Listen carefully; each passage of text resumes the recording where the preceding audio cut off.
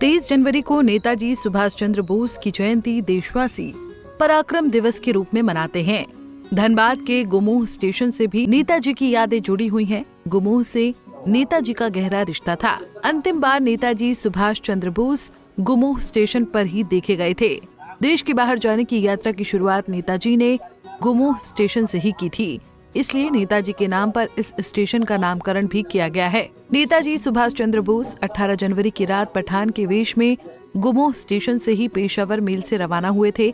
इस पेशावर मेल का नाम बाद में कालका मेल कर दिया गया था और अब इस ट्रेन को नेताजी एक्सप्रेस के नाम से जाना जाता है।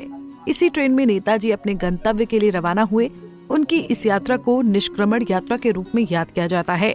ऐतिहासिक दस्तावेजों से पता चलता है कि जब नेताजी सुभाष चंद्र बोस को अंग्रेजों ने गिरफ्तार कर नजरबंद कर लिया था, तो नेताजी ने भेष बदल कर देश छोड़ने की योजना बनाई। उनकी इस रणनीति में उनके दोस्त सत्यव्रत बनर्जी भी साथ थे। सत्यव्रत बनर्जी ने इसे अभिनिष्क्रमण यात्रा का नाम दिया था। 2 जुलाई 1940 को हॉलबेल मूवमेंट के दौरान नेताजी को भारतीय रक्षा कानून की धारा 129 के तहत कोलकाता में गिरफ्तार किया गया था। प्रेसिडेंसी जेल में उन्होंने आमरण अनशन किया। इससे उनकी तबीयत बिगड़ गई थी। गिरते स्वास्थ्य को देखते हुए अंग्रेजी हुकूमत ने उन्हें 5 दिसंबर 1940 को इस शर्त पर रिहा किया था कि तबीयत ठीक होते ही उन्हें फिर से गिरफ्तार किया जा सकता है। यहाँ से रिहा होने के बाद एल्गिन रोड स्थित अपने आवास चले गए। नेताजी के केस की सुनवाई 27 जनवरी 1941 को होनी थी, लेकिन तब ब्रिटिश हुकूमत के होश उड़ गए जब उन्हें 26 जनवरी को ये पता चला कि नेताजी तो कोलकाता में है ही नहीं।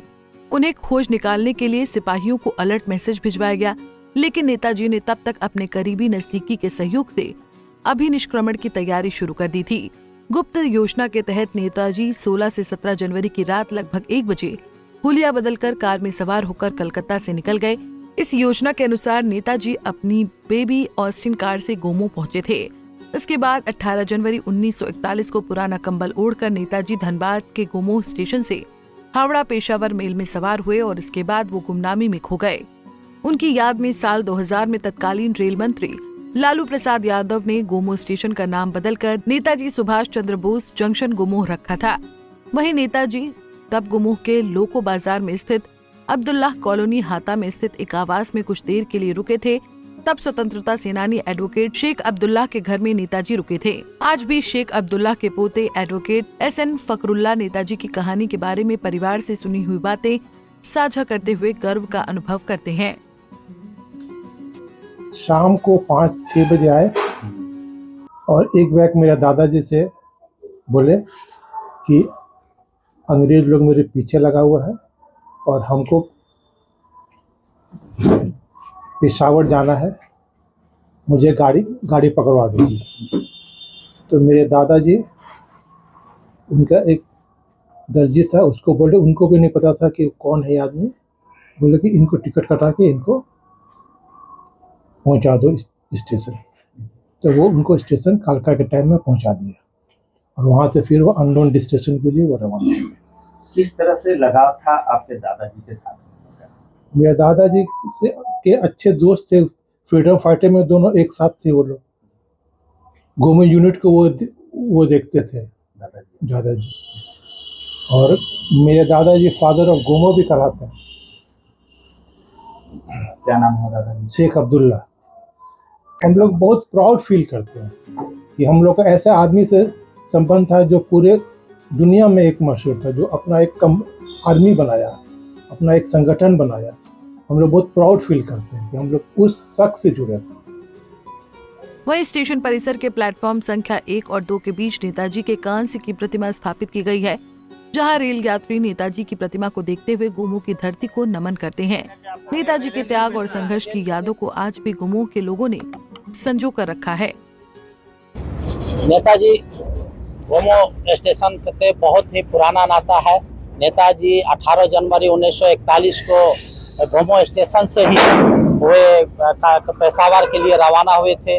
18 जनवरी को शाम को वो कलकत्ता से गोमोह लोको बाजार में आए। यहाँ पर मामूली का वेश धारण करके वो कालका मेल पकड़ के 3 नंबर प्लेटफॉर्म से कालका मेल पकड़ के वे चले गए। पेशावर के लिए चले गए। उनके बाद उनका जीवन का रहस्य अभी तक बना हुआ है और हम लोग उसके लिए धन्य है कि अंतिम चरण जो है गोमो के भूमि पर पड़ा है। हम लोग उसके याद में प्रत्येक 18 जनवरी को रात में कालका जो खुलती है, कालका के इंजन को, कालका के गार्ड, ड्राइवर, स्टेशन मास्टर को, नेताजी के स्टेचू को हम लोग माल्यार्पण करते हैं और सम्मानित करते हैं। और ये गोमो जो है अमृत महोत्सव स्टेशन के नाम पर भी विख्यात है, क्योंकि ये नरेंद्र मोदी यहाँ पर हम लोगों का बजट में सौंदर्यीकरण के लिए 32 करोड़ रुपया का लागत से सौंदर्यीकरण के लिए बजट दिए हैं। जो आज काम जो है ये सर्कुलेटिंग एरिया में ऑलरेडी चल रहा है। यहाँ एक 21 प्रतिमा का भी लगाने के बात है। और सबसे बड़ी गौरवान्वित की बात है कि झारखंड, उड़ीसा, बिहार, बंगाल के आदमी भी नेताजी को देखने के इस अंतिम चरण के प्रतिमा को माल्यार्पण करने के लिए गोमो के भूमि पर आते हैं। तो हम लोग इस मतलब नेताजी के इस पर हम लोग बहुत गौरवान्वित है। इस साल हम लोग 18 जनवरी को नेताजी के निष्क्रमण दिवस के अवसर पर हम लोग एक ब्लड डोनेशन का कैंप रखे थे। ब्लड डोनेशन उनका एक नारा था कि तुम मुझे खून दो, मैं तुम्हें आज़ादी दूंगा। हम लोगों को उसी के आह्वान पर एक ब्लड डोनेशन का कैंप रखे और ब्लड डोनेशन कैंप में हम लोगों का 35 यूनिट का ब्लड का ये किए। और हम लोगों का यही उद्देश्य है नेताजी के आह्वान पर कि आप लोग 1 यूनिट गरीब लाचार निसहाय आदमी के लिए खून दीजिए। वहीं चैम्बर ऑफ कॉमर्स के अध्यक्ष धीरज कुमार ने बताया कि आज भी गोमोह के लोगों के दिल में 23 जनवरी को हम लोग अपनी संस्था द चैम्बर ऑफ कॉमर्स के व्यवसायियों के साथ एक जुलूस के शक्ल में बाइक रैली निकालते हैं। और पूरा क्षेत्र में नेताजी अमर रहे और काफ़ी गौरव महसूस होता है कि हम लोग ऐसे क्षेत्र से जुड़े हुए हैं क्योंकि पूरे देश में ही उसका गोमो क्षेत्र का नाम है इस स्टेशन का। तो हम लोग उस दिन बाइक के शक्ल में आते हैं। यहाँ जो 2 नंबर प्लेटफॉर्म में स्टैचू है उसमें माल्यार्पण करते हैं और उसके बाद हम लोग पराक्रम दिवस को केक काट के और आपस में बांट के ही मनाते हैं। क्या यादें जुड़ी हुई है नेताजी की? नेताजी की यादें इस तरह है कि चूँकि नेताजी के बारे में कुछ भी ज़्यादा कहना, समझिए कि ऐसा नहीं कि लोग नहीं जान रहे हैं, सारा कुछ जान रहे हैं। इसमें बहुत ज़्यादा कहना नहीं चाहेंगे। इसलिए हम लोग चूँकि 18 जनवरी 1941 को जिस समय यहाँ से कालका मेल पकड़ के पेशावर की तरफ रवाना हुए थे, तो उस वक्त की याद करते हुए हम लोग रात्र में निष्क्रमण दिवस के रूप में मनाते हैं। नेताजी सुभाष चंद्र बोस जिंदा है।